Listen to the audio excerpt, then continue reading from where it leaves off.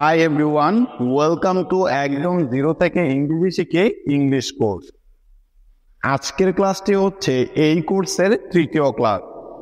গত দুইটি ক্লাসে আমরা শিখেছিলাম ইংরেজিতে যে 26টি বর্ণ বা লেটার আছে সেগুলোর সঠিক প্রনাউন্সিয়েশন কিভাবে করতে হয়, এবং দ্বিতীয় ক্লাসটিতে শিখেছিলাম যে ইংরেজি যে 26টি বর্ণ বা অ্যালফাবেট আছে তাদের সাউন্ডগুলো বাংলা কোন বর্ণের সাথে হুবহু মিল রয়েছে।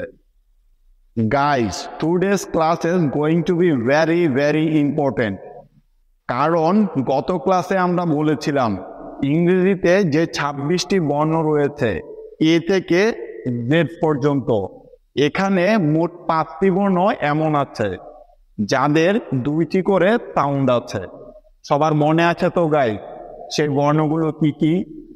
এবং বলা হয়েছিল খুব সহজ কিছু নিয়মের মাধ্যমে আমরা তাদের সঠিক প্রনাউন্সিয়েশনটা শিখে নিব, অর্থাৎ তাদেরকে কখন কোন সাউন্ডের জন্য ব্যবহার করতে হবে সেটাই শিখব আজকের এই ক্লাসে।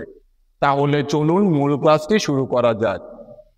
তবে গাইস, শুরু করার আগে সেই 5টি বর্ণ আগে ভালো করে আমরা আইডেন্টিফাই করে নিচ্ছি, কেমন? সো প্রথম অক্ষরটা ছিল সি, যার হচ্ছে 2টা করে সাউন্ড হয়, আমরা শিখেছিলাম তাই না? কেউ কি বলতে পারবেন কি কি সেগুলো? প্রথমত ছিল ক, তারপরে ছিল ছ, তাই তো? তার মানে সি এর হচ্ছে 2টি সাউন্ড পাচ্ছি আমরা, কখনো স হচ্ছে আবার কখনো ক হচ্ছে। কখন ক হবে কখন স হবে সেটাই শিখবো আজকের এই ভিডিওতে। তারপর দ্বিতীয় যে বর্ণটি আছে বা লেটারটি আছে সেটি হলো এই ভি, তাই ভি কেও মার্ক করে নিচ্ছি। এই ভি বর্ণটি 2 ধরনের সাউন্ড দিয়ে থাকে, ঠিক আছে? সেটি কি কি চলুন দেখে নেওয়া যাক। এই ভি বর্ণটি কখনো গ এর জন্য ব্যবহৃত হয়, আবার কখনো র এর জন্য ব্যবহৃত হয়। আজকে আমরা শিখব যে জি বর্ণটি কখন গ এর জন্য ব্যবহৃত হয় আর কখন জ এর জন্য ব্যবহৃত হয়। নেক্সট, মুভিং অন, তারপরের যে বর্ণটি আছে গাইস সেটি হলো এস। এই এস বর্ণটিও কিন্তু গাইস 2টি সাউন্ড দিয়ে থাকে, ঠিক আছে? তাহলে সেই সাউন্ড দুটি কি কি? একটি হচ্ছে দন্ত স এর মতো, আরেকটি হচ্ছে বর্গীয় জ এর মতো, ঠিক আছে? নেক্সট যে লেটারটি আছে সেটি হচ্ছে এক্স। এই এক্স বর্ণটিও কিন্তু গাইস 2টি সাউন্ড দিতে পারে। তাহলে সাউন্ড দুটি কি কি? এই লেটারটির দিকে একটু এক্সট্রা খেয়াল করতে হবে যেহেতু এর সাউন্ডটি একটু ডিফিকাল্ট, ঠিক আছে? তো সাউন্ড দুটি কেমন একটু খেয়াল করে নেন। কয় ছ মানে হচ্ছে ইক্স, এরকম একটা সাউন্ড দিতে পারে এই এক বর্ণটি। আবার গয় র অর্থাৎ ইক্স, এরকম একটাও সাউন্ড দিতে পারে, ঠিক আছে? এগেইন কখন এক্স এর জন্য কয় ছ হচ্ছে আর কখন এক্স এর জন্য গয় জ হচ্ছে, আজকের ক্লাসটিতে we are going to learn that, ঠিক আছে? দেন যে লেটারটি আছে সর্বশেষ letter, the last one is Y.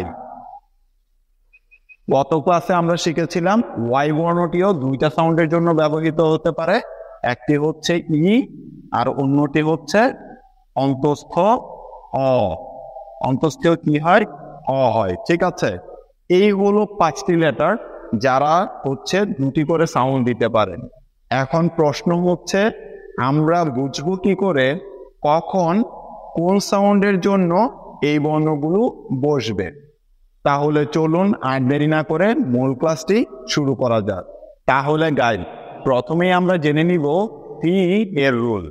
তো গাইস, এই যে সি লেটারটি এটি কখন ক সাউন্ড দিবে আর কখন স সাউন্ড দিবে সেটি জানার জন্য এই একটি রুলই যথেষ্ট।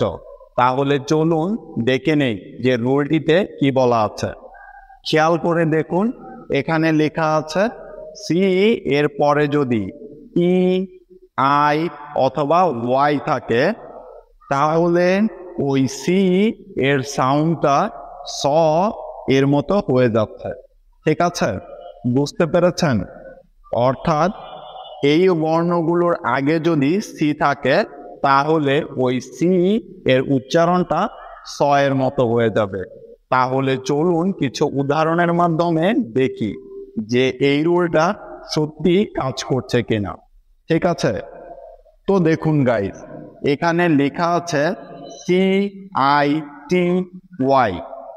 লক্ষ্য করে দেখুন, এখানে এই যে তিনটি বর্ণ আছে তার একটি বর্ণ কিন্তু সি এর পরে আছে, তার মানে এই সূত্রটি এই শব্দে অ্যাপ্লাই হচ্ছে। তাহলে সি এর পরে আই আছে, সেজন্য সি এর উচ্চারণটা হয়ে যাবে স। আর যেহেতু আই এর উচ্চারণটা বা আই যে সাউন্ডটা দেয় সেটা হচ্ছে ইকার, সেজন্য নিয়ে নিলাম ইকার। তারপর টি এর জন্য নিয়ে নিব ট। আর ওয়াই যেহেতু শেষে আছে সেজন্য তার সাউন্ডটা হচ্ছে ইকার। এই দুটোকে যদি আমরা একসাথে করে দেই তাহলে হচ্ছে সি টি, পেতে। অনেক সময় গাইজ এটা নিয়ে আপনারা অনেক সময় কনফিউজ থাকেন যে সি এর উচ্চারণ কি দন্ত স হবে নাকি হচ্ছে স হবে। এদিকে একটু বলে রাখি, এই দুইটা সাউন্ড কিন্তু অলমোস্ট একই। ঠিক আছে, আমরা কিন্তু দন্ত স দিয়ে লিখলে কিন্তু সিটি বলতে হয়, কিন্তু আমরা কিন্তু সেটা বলছি না। তো ইংরেজি যে সাউন্ডগুলো আছে সেগুলোর এক্স্যাক্টলি বাংলায় কিন্তু সাউন্ডগুলো করা যায় না। ঠিক আছে, যেহেতু ইংরেজি শব্দ বা বর্ণগুলো আছে মাত্র 26টি, কিন্তু বাংলায় আছে 49টি। ঠিক আছে, অনেকগুলো কম আছে যে কারণে এক্স্যাক্টলি হয় না। আপনি দন্ত স দিয়েও লিখতে পারেন, অনেকেই লিখে আবার স দিয়ে লিখলে হচ্ছে কাছাকাছি চলে যায়, কারণ প্রোনাউন্সিয়েশনটা আমরা করছি সিটি, স দিয়ে করছি, এই জন্য আমি সি এর উচ্চারণটা স লিখি। ঠিক আছে, তো আশা করি বুঝতে পেরেছেন। ঠিক একই রকম ভাবে আরো কিছু উদাহরণ দেখা যাক।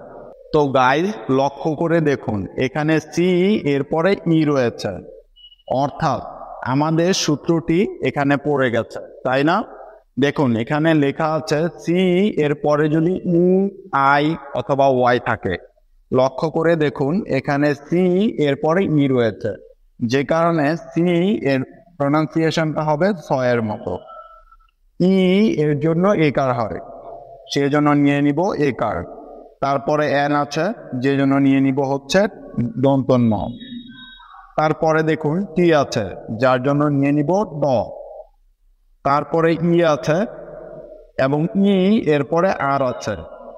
ই এরপরে আর থাকলে ওই ই এর জন্য আকার হয়ে যায়, আর আর এর জন্য সবসময় র হয়। সুতরাং সি ই সেন যোগ টি ই আর, তার। সুতরাং এটার প্রোনাউন্সিয়েশনটা হবে সেন্টার। কি হচ্ছে গাই? সেন্টার। বুঝতে পেরেছেন? আরো একটি উদাহরণ দেখে নেওয়া যাক। লক্ষ্য করে দেখুন গাই, এখানে সি এর পরে ওয়াই আছে, সেজন্য সি এর উচ্চারণটা স এর মতো হচ্ছে। তারপরে ওয়াই আছে, যে জন্য নিতে হবে আকার এবং রস্বই, অর্থাৎ আই সাউন্ড, সেজন্য সি ওয়াই মিলে হয়ে গেল সাই। তারপরে সি আছে, সেজন্য নিতে হবে কি বলুন তো? অবশ্যই স হবে না। কেন? কারণ এখানে কিন্তু ই আই অথবা ওয়াই নেই। তাহলে কি হবে? আমরা শিখেছিলাম যে সি এর সাউন্ড দুই ধরনের হয়, একটি হচ্ছে স আর অন্যটি হচ্ছে ক। তাই এখানে আমরা নিয়ে নিব ক। যেহেতু এল আছে তারপরে, সেই জন্য নিয়ে নিব ল। আর যেহেতু ই আছে শেষে, সবসময় মনে রাখবো ই যদি কোনো শব্দের শেষে থাকে তাহলে তার কোনো প্রোনাউন্সিয়েশন হবে না। ঠিক আছে, তাহলে এই কটা লটাকে আলতো করে ধরেছে, তাহলে দুটো মিলে কি হচ্ছে? সি ওয়াই, সাই, সি এল ই, সাইকেল, সাইকেল। আশা করি গাইজ এখন আপনারা সম্পূর্ণ পরিষ্কারভাবে বুঝতে পেরেছেন নিয়মটি। এই সূত্রের যে তিনটি বর্ণ গাইজ, এই তিনটি বর্ণ মনে রাখলেই আপনি হাজার হাজার শব্দ সঠিকভাবে প্রোনাউন্সিয়েশন করতে পারবেন। ঠিক আছে, সেই বর্ণ তিনটি কি কি? ই, আই এবং ওয়াই। ঠিক আছে, দেখুন তিনটে উদাহরণ দেয়া হয়েছে। এখন প্রশ্ন হচ্ছে, এটা তো বুঝতে পারলাম যে সি এর পরে যদি ই, আই অথবা ওয়াই থাকে তাহলে ওই সি এর উচ্চারণটা স এর মতো হবে, তাই তো? কিন্তু প্রশ্ন হলো, তাহলে সি বর্ণটা কখন ক এর মতো সাউন্ড দিবে? তাই তো, এক্স্যাক্টলি এই জিনিসটা আমরা এখন শিখব। এটা কিন্তু তার চেয়েও বেশি সহজ। তো গাইস, সি এর জন্য ক সাউন্ড হওয়ার জন্য একটাই সূত্র মনে রাখতে হবে, সেটা হলো সি এর পরে যদি ই, আই অথবা ওয়াই না থাকে তাহলে ওই সি এর উচ্চারণ সবসময় ক হবে। অর্থাৎ আপনি চাইলে সহজভাবে এভাবেও মনে রাখতে পারেন, সেটা হলো যে এই ই, আই, ওয়াই ছাড়া অন্য যেটাই থাকুক না কেন বাকি সব ক্ষেত্রে সি এর উচ্চারণ ক এর মতো হবে। অর্থাৎ ই, আই, ওয়াই ছাড়া এই সি এর পরে যেটাই থাকুক না কেন গাই বা কোনো কিছু নাই থাকুক তার উচ্চারণ সবসময় ক এর মতো হবে। সুতরাং যখনই কোনো শব্দে সি পাবেন তখনই খেয়াল করবেন যে ওই সি এর পরে ই, আই অথবা ওয়াই আছে কিনা। যদি না থাকে তখন তার উচ্চারণটা করে ফেলবেন ক এর মতো। ঠিক আছে, আর যদি পেয়ে যান তাহলে অবশ্যই তার উচ্চারণটা করবেন স এর মতো। এতটাই সহজ ছিল এই নিয়মটা।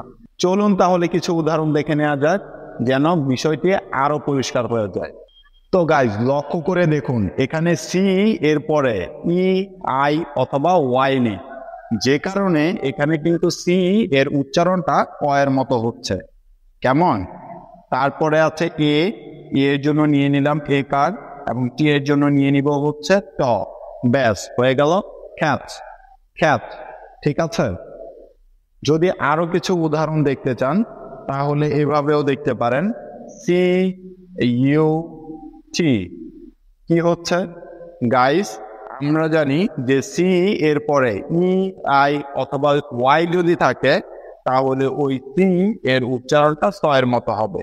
লক্ষ্য করে দেখুন, এখানে কিন্তু এই তিনটি বর্ণের একটিও নেই, সে কারণে কিন্তু সি এর উচ্চারণটা এখানে ক এর মতো হয়ে যাচ্ছে। তারপরে ইউ আছে, আমরা শিখেছিলাম যে ইউ এর সাউন্ড সাধারণত আকারের মতো হয়, সেজন্য আকার নিয়ে নিব। তারপরে টি আছে, যে কারণে নিয়ে নিব চ, তা হয়ে গেল কাচ, কাচ। বুঝতে পেরেছেন?